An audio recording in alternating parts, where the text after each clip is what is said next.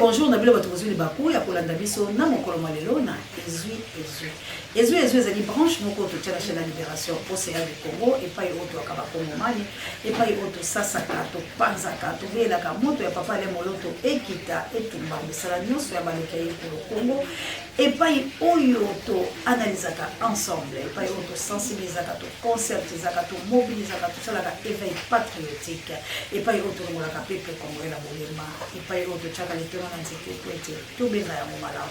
Et pas autre ça comme ça là Jean-Baptiste et pas autre vraiment parce que je vais pas ramener là le bail de temps vous allez m'amener tout télé pas pour être tout de la monsieur le bois biso et pas autre télé m'a fermé fidèle pour la bako qui pour nous aller c'est quoi il y a république démocratique du Congo et pas autre mot de la camarade encore la biso les laboratoires la biso déchets fouillés de laisser les places et la mer passe et Jésus la montée religieuse et Jésus comme une équipe pour la thé manana il y a de la États-Unis d'Amérique et comme la mère de Breno en Autriche et comme la bonne maman la Suisse et maman Dolo et maman Samuel Magolo toujours et comme la bonne maman missionnaire na plus 32 na bokanita babel il faut que le monto pe bakoko ya lumumba et comme la bongo papa la Alfred na maman Clarisse la bongo passe na IVS ante live et comme la bongo Yanga papa Michael la France à moto océan de la presse congolaise puis maman Célestine et comme la bongo débris dans mon mère d'Autriche Big Daniel Ngenda à Big Daniel Ngenda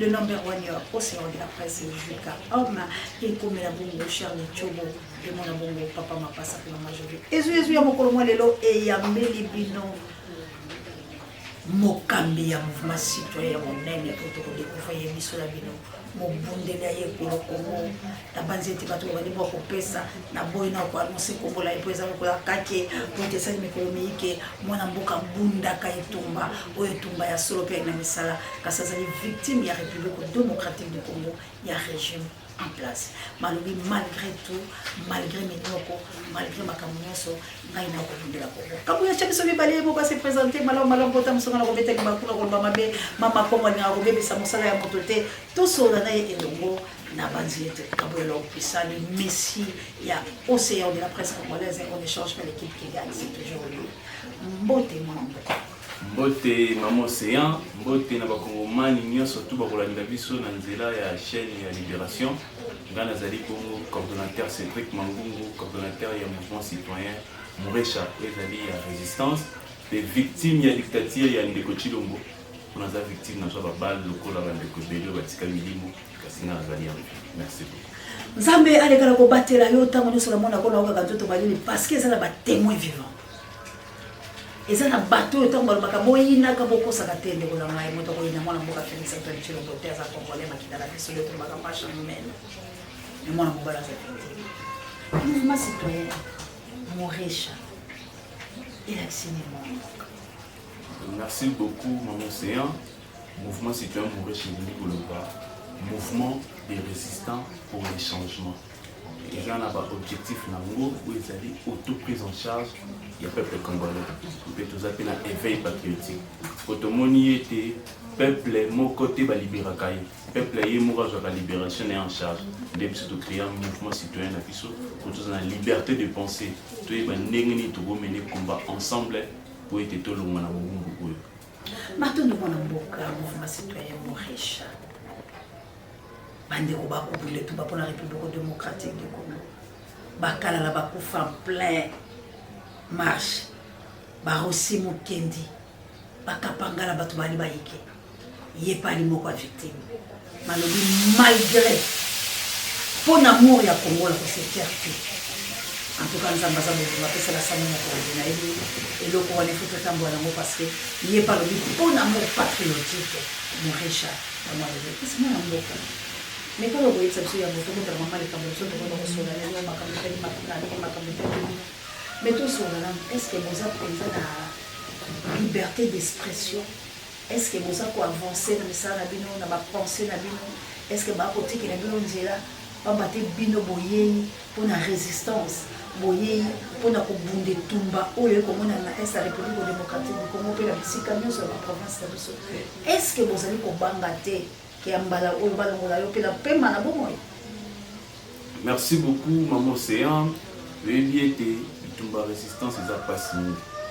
chaque fois tu as bino pe na terrain tuyibaka makambo tukuta na wana kokanga kopeta koboma eza bitumba oyo tomisai nango po ete avant tobanda etumba oyo na bakulu tobanda etumba oyo totala na badocumentaire bapapa lumumba tomona bango nde basala bitumba bazalaki mpe bagene lokola biso ebele mpe bakenda oyo toyebi bakombo te soki kongo ezwi pouvoir ya solo tokoyeba ndenge nini ya koimmortalize bandeko nyonso to basala lisi yango na cadre ya liti oyo tobanda yango banda bomwana. Je me rappelle en 2003 tant na bandi kobima marche ya liboso nayebaka te na ndako na fin na ndako namona kaka bato babimaka barevandika bato wana bango. Mais bon matin toyoki ke Goma elokweya à l'époque ezalaki eza sur bascène de paix tobimaki namoni mpe injustice nini esalamaka na balabala namoni bazotortire bato à l'époque namoni nazwi engagement mpe ya obima depuis 2003 ti lelo 20 ans oyo nabimaka na balabala. Et comme en 2021, tout le monde a été étant que les jeunes, tout le monde a pensé à biso. Malgré tout, qu'on imposer penser à moi pas si mingi, mais tout à l'île le lingue bande combat souffrir, tout le monde a combat au il faut tout jusqu'au bout. Il y a un moment où il était toujours bon d'amico. Pour ce climat politique actuel, ils ont un appel jeunesse. Pour bani koulou tout surtout baroleka. Lobby Congo est à la biso la jeune. Mais sur le tali était tant qu'on est bandé qui na jeunesse, où est jeunesse à Lumumba. Et après jeunesse on est aussi face à moi, tu es la jeunesse mon ko qui vraiment jeunesse ya Sony, mon boutiste ba yé, ba bébé Simboka, même sur la Kabylie, après la Kabylie na qui na régime où ya Chilombo, tout le monde y était tout pour changer image wana. Yango moni ba jeune to se belé, tout le monde na sans Lumumba, tout le monde na ndeko Bruno. Tango nyonso bazobunda bitumbo to bundeza pona to installer penser moko ya sika mais penser ya sika on attend to bimana na balabala to kutana ba policiers bazali mal instruits bazali animés na népotisme na fanatisme nde basala ka ba bavir oyo mais yango to websa bandeko banso to zala kaka toujours na lead pour être to lembate Matondo mwana mboko lobi toko yebisa na bato lite peuple congolais na de tomba bandeko oyo bazali fierté ya République démocratique du Congo lobi soki Congo na biso lati lamba ya sika bakozanga te kopesa bango ba médaille de mérite kasi na moni na bato na yo olati esoko ya ngola lokola ba bere rouge ya mobutu sese elingi baboni maman océan bere otolati ya rouge ezali makila ya ba martyr nyeso te soprano na lite drapeau oyo tolati oyo ezali insigne bandeko nyonso to babundela moni ntango tobimaka na bamarche baparti politique ya organise marche bacongolais nyonso babimaka te mpona badepute babimaka te pendant kolonga mpona baprésident babimaka mpona bolingo ya mboka balobaka ete mboka etoni na kite ebele ndenge toza géré par baincompétent tobima changement kota mais ntango tobimaka ya kokamo eza nini bandeko bakufaka bazalaka vraiment immortalisé te po ete lit bon tokono en général lit pe non ekomi na suka te mais normalement I2PS eux ezalaki parti misi bato mingi na balabala normalement il fallait immortaliser et rendre hommage à bandeko nyonso to batangisi makila mpona lit donc rendre hommage tant lit ekomi na suka nde tokolongola babere oyo mais pendant que lit ezali nanu tolati bere oyo po toza na ntango ya bitumba makila ya bato esopani eza na droit ezala récompensé. Yango tokokamwa te soki U2PS aboyi ko récompenser. Pourquoi U2PS aboyi ko récompenser? U2PS abandaki kosola na ba Rwandais depuis kala maman sera. Tolanda et pas papa Etienne tango akenda kokutana na RCD Goma. À l'époque RCD za na rébellion, U2PS aki kokutana. Pourquoi ke kokutana? Kabila le père tango azwaki pouvoir pour na intérêt à peuple imatuti. Tango azwi pouvoir wana apesi bango bayokana kité. Bango va se rebeller contre eux. Yango Kabila le baki était affaire des conglomérats des aventuriers. Abi ba tout ça quand c'est ba congolais mais ba komi ba rwandais. Tant ba toana ba kei ba recruter ba congolais côté ba juge Jean-Pierre Bemba côté ba ougandais RCD ba rwandais. Na RCD wana ba juge sous papa Etienne. Ba memi ni papa Etienne kinaka na Frank Diongo bakendaki kosala bakor na bango na Kigali. Frank Diongo alelo za président candidat. Frank Diongo ou azalelo candidat président de la République. Babanda ko trahir mboka déjà bandaka. Siko tango to pusani lisusu to moni ete Kabila komi na fin mandat. Il faut atika pouvoir. Kabila faut atika pouvoir. Même si dauphin un Shadari. Donc les vrais dauphins Shadari, il y a Kabila qui Shadari était ezaki ne de Kochilombo. Ba beti kati na kamere. Voilà c'est que boko zongela ka papa na ngai oyo ya I2PS ya kala. Papa Valentin Mubaki. Papa Valentin Mubaki a pas secret belé. tango sikoyo ndeko Tshilombo aki ko signer d'accord. D'accord oyo ezalaki pas kabia les pères ou arrêtaki d'accord wana ezu sous naissance na mwe pas ndeko Tshilombo. Ndeko Tshilombo signé d'accord et botamel so ya sika. Et renaître de balona botamel français. Siko et siko na vitesse mo absolue. Pour être tango ba américain na ba rwandais ba créer AFDEL. Pourquoi ba créer AFDEL? Ba moniete Congo ezana kitebele photo fidé kitana. Lokola Congo la muka ki lobby pa ba Lumumba. Les lopé ko la muka la génération avant ba la muka ba mona mboka ezate. Ba mona que les terrains vides, ba bilmo comme sudate longola passe ba minerai to kaboli bango pour être Congo ezali adversaire ya lobby États-Unis. Congo ezali lokola Russie ya lobby. Pour tout ça na mabele to na kitali surtout. Mais ben pour là-bas konza biso malamu atatan esclavagisme ya kiawa et pendant passer par des noirs. De fumukimbango lobaki ete bandele ndombe. Yango moni ndeko Tshilombo alataki le dia ba Rwandais, azu combat ya ba Rwandais a commis président ba nommé par deal. Na deal netant ba nommé abandi ko signer ba accord na Rwanda. Wazali leader ya peuple Imatuti. Rwanda nde mutakamba ka peuple population. Ndek de Tshilombo tonga bandi ba accord na ya yandi ba M23 awa apesi Kagame ba ora sagima mabe koti. Tango mabe koti wana to yepsi ndeko Tshilombo ke bato ye na bango lelo lobi ba kozala problème. Lokola kabele les pères tango akina ba AFDEL le bazaki problème. Le même problème Tshilombo boya ki koyoka. Ta lelo place ni mimboka. Qu'est-ce qui se passe aujourd'hui? Tshilombo apesi ba Ougandais mabele tuna na Ituri. Apesi bango ba territoire. Mais c'est quoi to komona ba M23 ba ko longweza nde mabele o Tshilombo kabele bango. Tshilombo apesi bango. Tango apesi bango po ba M23 bazo attaquer biso na deux phases. Ba attaquer biso côté ya Rwanda, ba attaquer biso côté ya Uganda. Ko Bunagana tango kwe ki de frontière ya biso na Uganda. Tango Bunagana kwe pendant que Bunagana ezokoya biso tozana ba accord militaire FRDC na IPDF, les alliés armés ougandais pour traquer la force négative. Mais au cas où ils ont une force négative et bimika quand la frontière wana et Bunagana, tu l'obité tellement tu as d'accord on a voisin, toi attaquer force wana, bon bah l'obité pour les acquis sur notre traité na bisoté, la sa complicité. Étant qu'un État souverain, il fallait Tshilombo à la décision na étant que garant de la nation. Agir en mode pour être complice. Tu pousses à M23 Koti. M23 ko fandi ya pambate appuyer mabanga ya talo ayibi ya ko yiba ba ampri ba seli ba provision na bango ko fanda na mboka ya bato pendant 2 ans nto fanda pambate akoyiba ba or ayibi Tshilombo pesi bango ya ko pesa lelo ba wazalendo telemi ba wazalendo de banani ba uteli wapi armée congolaise de ba wazalendo ezali banani sikoyo mutuna na mama océan tozo na dévolé oyebi tango zo pesa mwana machette mwana ozula lisantala au PC machette kende ko beta voisin zo yiba biso abeti lobby abeti lobby na beti bana yesu afana ndako ba mona ndeko asimi machette au beta voisin mais ennemi nzo kazana ndako article oyo ba wazalendo ba osala le article 64 et par exemple 63 et PC ningisa na ba congolais to batela mabele mais ekangami na article 64 de lobi ko telemela modite to pouvoir na makasi lelo ba wazalendo o ba osala toujours beta maboko ba Congolais. Basi ba Congolais. Bon basi kombo ba wazalendo. Ba wazalendo na Kiswahili ngolo ba wazalendo ngolo ba patriote. OK. Patriote. Siko lelo musala ba ko sala lelo, isa pona bien ya ba Congolais nyaso. Siko bali ba soldats formés, bali civils quand il lâche esprit pour la passer l'équipe, ba bimi to de. Ezali ba mouvement autodéfense. Ndepso sala ka résistance mo pacifique aussi mamando qui était bon ba sala ka résistance mo aussi mamandoki. OK. Pour être ba mona injustice l'équipe ba sima mando. Ça c'est l'équipe. Mais ba moni était ba corps diabolique ndeko Tshilombo l'équipe belé ba bengana. Nguna ba bengana partenaire privé ndeko Tshilombo. Les l'homme de Tshilombo aïba été ba wazalendo musala ba kusala suka na mweza lié. Pourquoi suka na mweza lié? Pour ba corps nyoso tout mutaya na mweza ndeko Tshilombo. Surtout kana mandu kité tout ça la résistance pacifique. Mais les lois wazalendo tant mazoboto na mabele Congo mobimbe koyeba été ba corps o ndeko Tshilombo signaka na Kagame mutakwesa mweza li wazalendo. Tozo poussa na lelo vers maramba konani.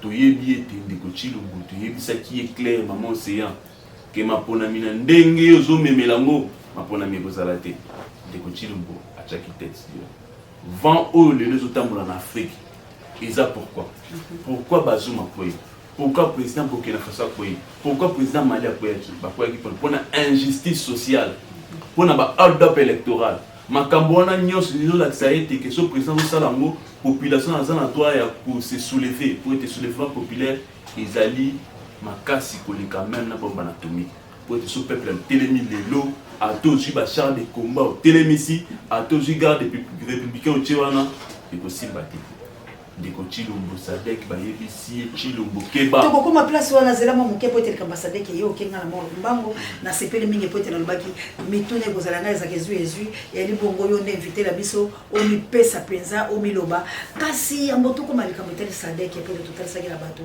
na ngi tozonga na mo moke na 2008 et na 2012 pote batebele bakolo bali koma mona mboka candidat président Mozitu bato bayike ba impita pe ba responsabilité belé mais tu kotala ete on ezaki accord ya palu na FCC topé na PPRD ya mona mboka Joseph Kabila au prédécesseur ya biso te kotika biso pacifiquement ndenge baso komisa ye na mona mboka Chilombo Nabi angete makila itanga bateli si biso na mongoloto balobi boye mona mboka Adolphe Mozitu de 2008-2012 akutaki budget ya mboka na $800 hein? 800 millions de dollars plutôt mais ye aye kokomisa ngo na 3,5 milliards de $800 millions sur les 800 millions de dollars na 3,5 milliards nini okolo bala makambo wana et puis balobi le soso balobi mwana mboka Adolphe Mozitu na tango na ye atikaki ba professeur ya université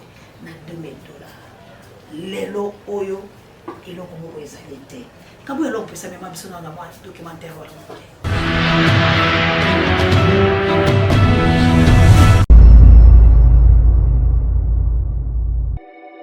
Je me rendrai personnellement partout où la question de la paix en RDC sera à l'ordre du jour.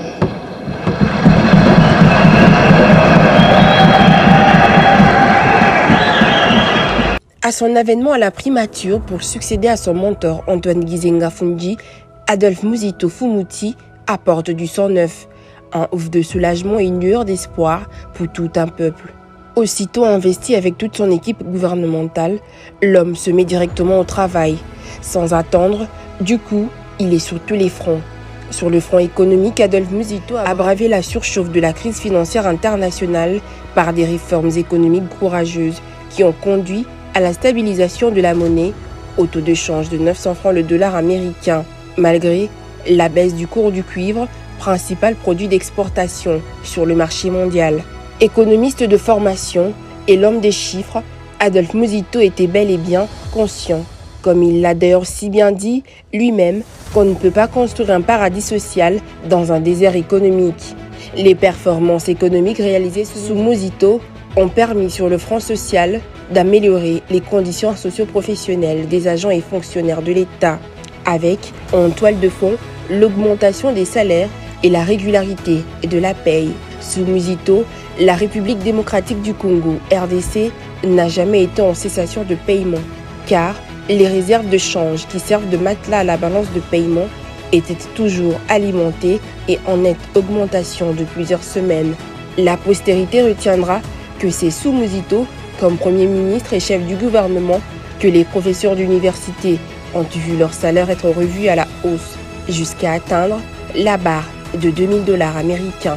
Il en est de même pour les médecins et les magistrats qui eux aussi ont vu l'augmentation et ou la rectification de la grille barymique de leur salaire, soit de $100 à $800 pour les blouses blanches et de $500 à $1000 pour les toges noires. Toujours sur le front social, Adolphe Mouzito n'a pas seulement amélioré les conditions salariales des agents et fonctionnaires de l'État, mais aussi et surtout réduit le taux de chômage en créant 100 000 emplois chaque année, tels que l'attestent les données statistiques à la Banque centrale du Congo. Adolphe Mouzito a su, en moins de 5 ans, augmenter en ressources propres le budget de 8 millions à 3,5 $ américains, soit une variation de 2,7 milliards de dollars américains. Un exploit non réalisé avant lui, voire même 7 ans après son départ de l'hôtel du gouvernement central congolais. Ces prouesses économiques et politiques ont, pour la toute première fois, accordé les violons de la Chine et des institutions de Bretton Woods, au point que, durant son mandat, Adolphe Mouzito a réussi à travailler avec le FMI, Fonds monétaire international, pendant que simultanément, il mobilisait 6 milliards de dollars américains auprès des Chinois dans le cadre du programme sino-congolais. Grâce au programme conclu avec les institutions de Bretton Woods, à savoir le FMI et la Banque mondiale, le successeur d'Antoine Gizenga à la primature a atteint le point d'achèvement de l'initiative PPTE, Pays pauvres très endettés, et obtenu l'effacement d'une bonne partie de la dette extérieure de la RDC, estimée à 14 milliards de dollars américains. Ce nationaliste de la lignée lumumbiste regrette que jusqu'à ce jour, ses successeurs n'aient pas fait bénéficier au Congo de Patrice Emery Lumumba la confiance dont il a joué sur la scène internationale pour contracter de nouvelles dettes afin de financer des projets de développement, ce qui aurait dû sortir la RDC du lot des pays sous-pauvres pour le placer dans la catégorie des pays pauvres avec les perspectives des pays émergents. Car selon le principe de l'effet de levier, plus vous vous endettez, plus vous vous enrichissez, à condition que vous puissiez rembourser la dette par le produit de la dette. Impressionnant que ça nini pour mon amboka candidat président Adolphe Muzitu par rapport à SAIL de 2008 et 2012. Merci maman Océan Balobi, vérité à tout bombi ango et koya ko rejoindre toujours réalité.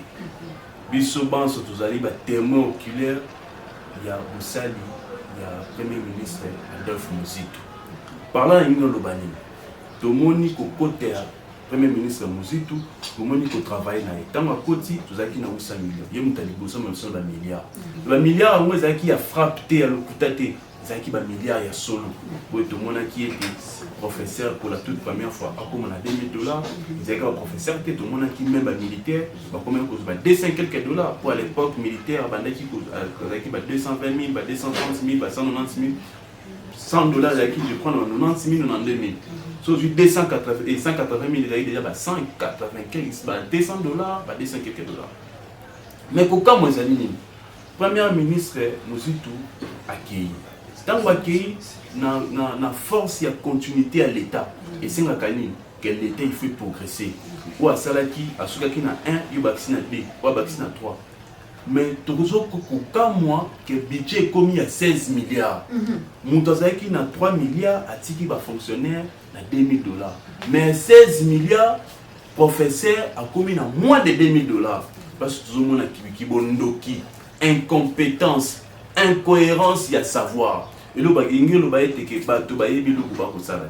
pourquoi? Pour ce total gérance, il y a Premier ministre Adolphe Muzitu, tout total gérance, il y a Sama Lokonde, total il y a montant, chiffre, il y a budget, ils correspondent. Mais c'est ce que Bakoko s'appelle Matatampo, nous avons à l'époque pas Matatampo, la salle qui m'a là, moi, boire qui côté, Caperenco, Aboy Babylon, comme ça, pour favoriser Mendele, Matatampo ne pas ça qui moi, malamo, malgré, de Bazo Bongissa, malgré le Pangalonso. Oui, le Bakaye était. Motoyin surtout dans ma benaï. Biso tolinga qui était de mon correction et régime à Chilombo. Ma tata ponyo azana ma benaï, azana bola moi salé. Mais bandeko oyo ya régime à Chilombo faut bayo kande soni. Pourquoi bayo ka soni? Ce côté ma belle place oyo ma tata ponyo salaki bango ba salé le plus pire les soso. Bukanga lonzo lelo ma tata ponyo soit disant bomaki. Les Toyokaki, bataille sacré bazoloba. Mais, Bukanga lozo wana nanya teki yango pe comme bilanga ya banki. Tuna futumi tuna. Et là koni ni sala meti. Teki yango comme bilanga ya banki. Oui, et comme bilanga banki. Ba Canadien bazolo na banki place wana. Oh. Sikoyo banani ba pesi bango ningisa comme songo bilanga ya banki. Et là koni ni zanga ki bango po ete bazongisa. Masamu. Tout ezaki na Bukanga lozo. Poto moni ete ba jeep awe utako kabona ba palissade kala mingite. Ils ont mauvaise foi, ils ont incompétence. Bandeko oyo bajiraki tant bon ya ko gérer to moni ba point fort, to moni ba point faible. Siko bango état que opposition au bazaki na balabala lobby. Tant ba na pouvoir faut ba na alternative. Ba na MPP sika. Na mona kité maman c'est un personne no sala bien té, ngana bomisa ko to po muto ra parfait na mokila zate. Muto to azana ba qualité pe na ba défaut na ye. Mais na koloba été musala oyo Papa Muzitu salaki na oyo matata mponyo salaki ti lelo sama lokonde nanu basali yango te tolo bavérité basali yango te mpo baza bamédiocre lobi tobengaki la kabili bamédiocre bango baza plus ke bamédiocre mpo ete bakoki eloko te na mwasi ya tokende kaka mosika te tobanda kotala na domaine nyonso tu domaine ya social domaine ya sécurité nyonso tu soki ocompare bapremier ministre bazalaki kala na ya lelo okomona eza différence okomona ki ya lelo eza ya toza na baincompétent non baincompétent moko boye plus grave tozwi mosika te lelo oyo porte parole ya gouvernement Patrick Mouye ye moto ya liboso ya biso soki kinyarwanda eza monoko na biso ya Congo ezolakisa complicité déjà mais soki otali cinquième langue soki otali pendant muzitu pendant matata poyo toyoka makambo wana te mais lelo makambo tozoyoka na gouvernement lelo ezolakisa incompétence notoire yango na koloba ete régime oyo ndeko Tshilombo il faut vraiment équiter malamu na régime oyo mwana mboka Tshilombo esengeli kele tozoki malembe la suka po ete ndeko alobaka kitoko makambo peza kitoko kasi eza ezwi bo en vouloir biso te toloba bosolo po ete mboka ela besoin ya bosolo mwana mboka Sadek mapona mi régime ya Tshilombo fait quoi régime ya Tshilombo ekokoya te po Tshilombo alobi deuxième mandat eza ya ye akomisi Congo Allemagne l'Afrique abongisi Congo social abongisi banzela asali makambo nyonso soki maponami masalami te na délai précis mouvement citoyen biso étant que mouvement citoyen biso étant que mouvement biso étant que résistant biso tolobi boye ndeko Tshilombo aza ata na 3 2 jours te ata 2 secondes te en tête de pays. Pourquoi?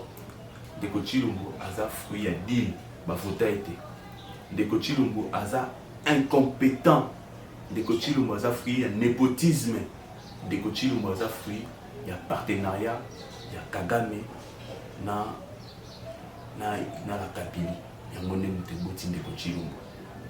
Sikoyo na nyonso tozomona awa tomoni lolenge enrôlement salamaki tomoni nyonso tunde salami tobebisa na Ndeko Tshilombo a préparé ba bagage na ye akede tomoni le Sadek ye pourquoi pour être monique ba élection hypothétique mais tokoloba boyi article 64 ils ont lancé un message et ça c'est la carte toujours à appliquer et ça les pardon pour être Ndeko Tshilombo oyo nyonso tout à le peuple congolais maman séant ce qui Ndeko Tshilombo commission en janvier c'est les trahison.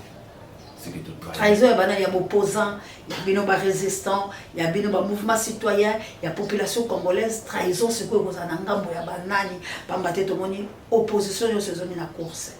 To moni mwana mboka Martin Fayulu Madidi, alobaki na boyi mapona mi opposition so na lobe simbete, enfin ba yebisete kozala libanda te kotala kati. C'est que les catholiques ont une négociation. Babi Martin Fayulu so kozali ba négociation. Denis Mukwege alobaki élection ils ont tricherie, ils ont favorisé balkanisation. Mais tout le monde a zoomé la course. C'est que babi c'était bon malibanda te. Tout le monde ba ndeko nyonso lelo ba Denis sanga bato baza mais tout le monde ngaba ba bemba gombo ba président yen c'est comme ya bana. Vital Kamerhe bango na ngambo la bango olobi ni ngombo. Kota miibi. Ok. C'est quand on dit bango sur ngambo la bango ba ko soutenir candidat la bango unique. Mais ngambo la biso quand même que la bango disperser la ngambo peuple na ngambo ya bino ba résistance. Sika soki lokola Sadek asaye tout monde liso ya négociation pour denika ni mali ate. Tout le monde côté pour ya 3 mois. OK, l'élection c'est la décembre, 3 mois en janvier. Donc tout le monde batlo so ba vendre conseil la biso ba fantaisie, ba bimi banda ya mboka. To équipe matata pour le terrasse qui d'exil, to éviter ce gars saké. Sika. Mwana mboka. Soki toke na négociation. Ba yo opposition, bien ba résistance ba. C'est ba opposition ba qui. Merci beaucoup maman Océan. Tuna oyo eza mutuna moya makasi vraiment. Il faut te lever la main na serre pour sembonya surtout. Problème ezali ya départ et c'est Tshilombo. Tulinga ki to sanctionner l'élection. Ndeko Tshilombo a triplé mboka mobimba.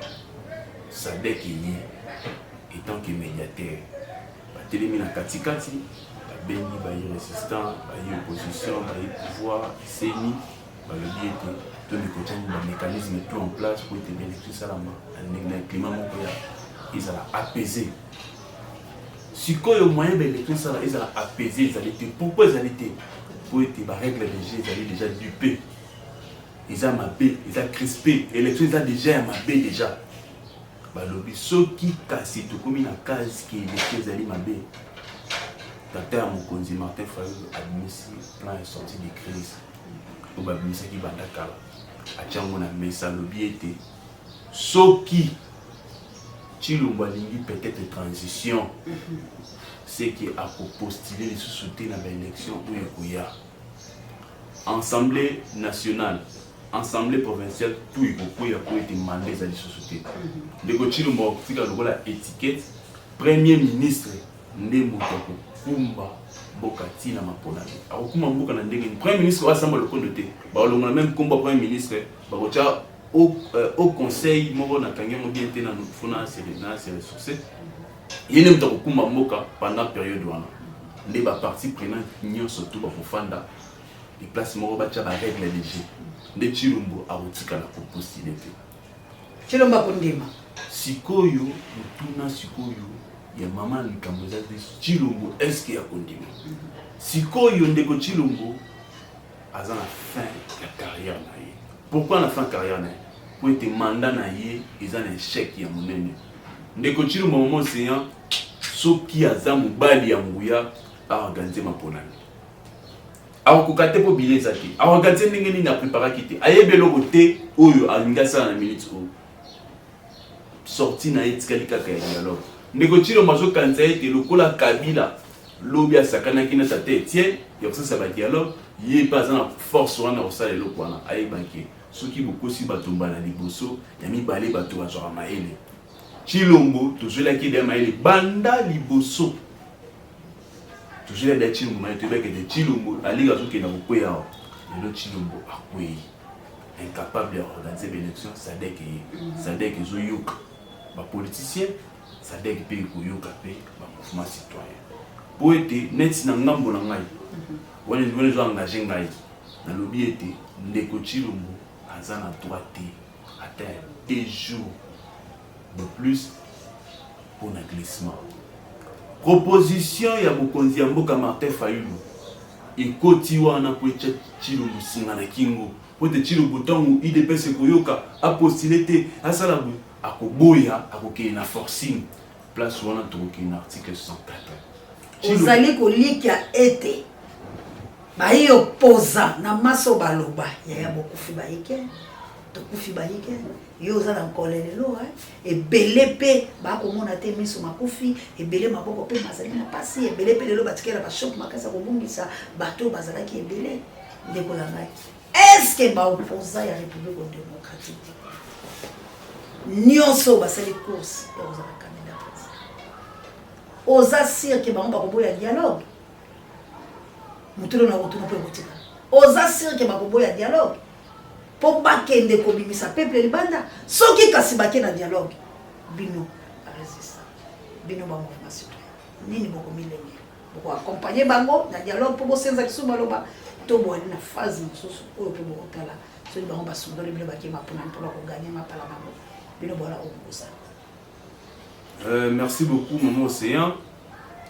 Tokoloba boyo objectif général ezali Tshilombo a quitté pouvoir tobuka système wana pona ko buka système ezala ba mécanisme ebele fo ça nde tobandi na mécanisme oyo ya maponami biso de ko Tshilombo organiser maponami mais lokola Sadek ayoka pe biso étant que koyoka biso sans résistance étant que ba résistant bato bokamba mboka lobi mboka ekoki kozika te soki peut-être maponami eza organisé te biso lobaka déjà transition sans Tshilombo.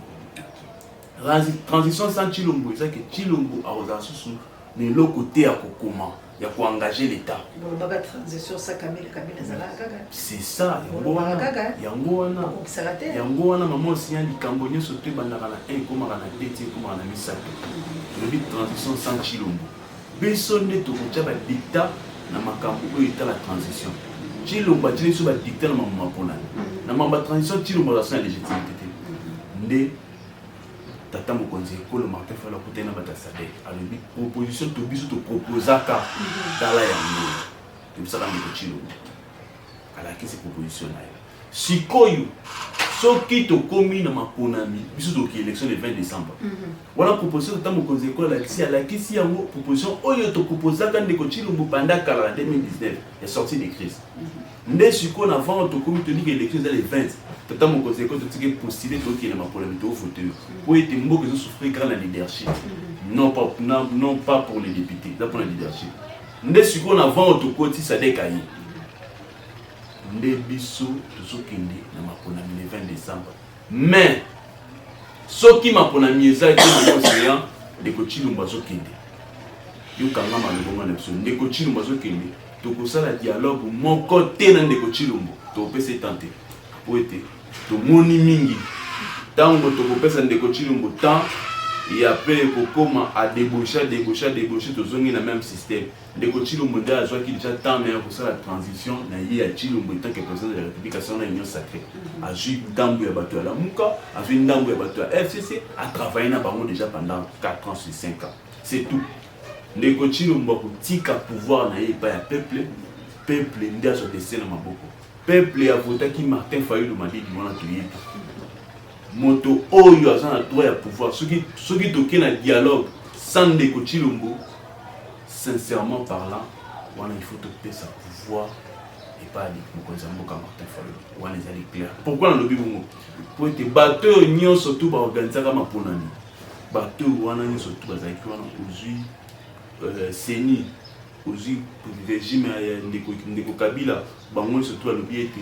moto aganyaka maponani Martin Fayulu parce que tellement toqué na deal wana ba impossible ndeko Chilombo soki ndeko Chilombo aza incapable ya organiser maponami akomona makambo esali na Sénégal akomona makambo esali na Mali akomona makambo esali na Niger esami ya basoda te mais kasi ya population tokobima na balabala topesa ndeko Chilombo simba bilokisaka na yo kende tika moto azalaki destiné à okamamboka na bopete nyonso to yango omoni Martin Fayulu tant qu'un démocrate akendaki koyoka abimisi plan na ye po bazalaki no bandaka atie na mesa plan wana ezali te mpona makambo nde ezokende na minute te plan wana ezalaki bandaka biso toyebi ete le 20 décembre élection ezali pour preuve yo moni bakandidat nyonso ti opposition bandi ekotambola président Eli Martin Fayulu aza déjà na bakongo omoni Moïse Katumbi kuna azotambola mon premier kuna mpe azotambola bango nyonso to bazobongisa babase na bango po te toyebi le 20 décembre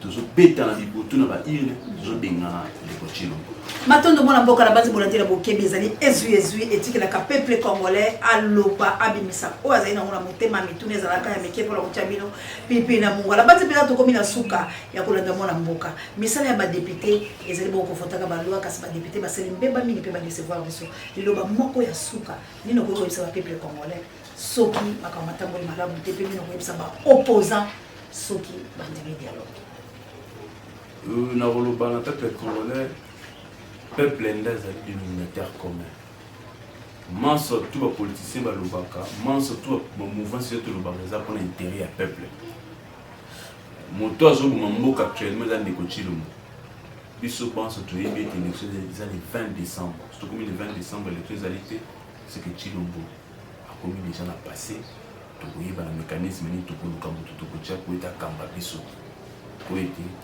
constitution nyonso te efandaka po ete peuple nandimaka yango na koloba na bapoliticien boye toyebi place tobandaki toyebi place tokomi adversaire akomi déjà affaibli yo omoni ndenge balie na ye nde bakomi kotetama miso adversaire omi nde affaibli objectif final ezali ete Chilombo akende Chilombo aboyi koyoka nyonso tout osengaki aboyi koyoka tout du début jusqu'à la fin tokomi na point final tokoyoka Chilombo te totika Chilombo tutana na nini le 20 décembre soki ene maponami soki Chilombo aboyi maponami wana alobi ete transition totika Chilombo ye moko akende na transition na ye azwa transition akende na babemba tokotala place ne Chilombo akosuka po ete Chilombo le 20 décembre so maponami ezali te biso nyonso na balabala Chilombo dégage Chilomo dégage ce qui m'a ponami et que ça le 20 décembre.